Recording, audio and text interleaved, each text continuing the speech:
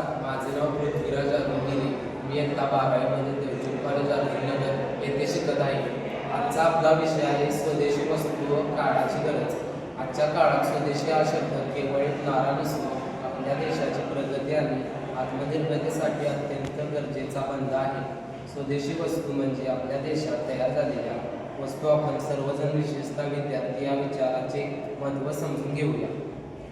आपण जेव्हा स्वदेशी वस्तू वापरतो आपल्या देशांना अर्थव्यवस्थांना बळ देतो. आपल्या देशातील कारखाने तयार झालेले वस्तू खरेदी केल्याने येथील उद्योगांना प्रोत्साहन मिळते.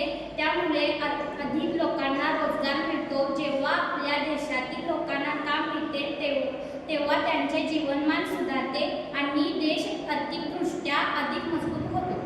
स्वदेशी वस्तूंचा वापर केल्याने आपण आपल्या स्थानिक कला आणि कारागिरांना मदत करतो. आपल्या देशातील हातमागावरील कपडे, मातीची भांडी, हस्तकला अशा अनेक सुंदर गोष्टी बनवल्या जातात. या वस्तू खरेदी केल्यास त्या कलाकारांचे जीवनमान टिकून राहते. स्वदेशी वस्तू वापरल्याने आपला देश आत्मनिर्भर बनतो. आपल्या दुसऱ्या देशावर अवलंबून राहावे लागत नाही. आपण परदेशी कंपनीच्या पेनाऐवजी भारतीय कंपनीचे पेन वापरू शकतो. भारतीय कंपनीचे चॉकलेट आणि बिस्किटे खाऊ शकतो. तसेच आपल्या मित्रमैत्रिणींना स्वदेशी वस्तूंची वापरण्याचे महत्त्व सांगू शकतो. या लहान लहान प्रयत्नांमुळे आपण आपल्या देशाच्या विकासात मोठे योगदान देऊ शकतो. मेक इन इंडिया आणि आत्मनिर्भर भारत यासारख्या सरकारी योजनांचा उद्देश हाच आहे की आपण आपल्या देशात तयार झालेल्या वस्तूंना प्राधान्य द्यावे.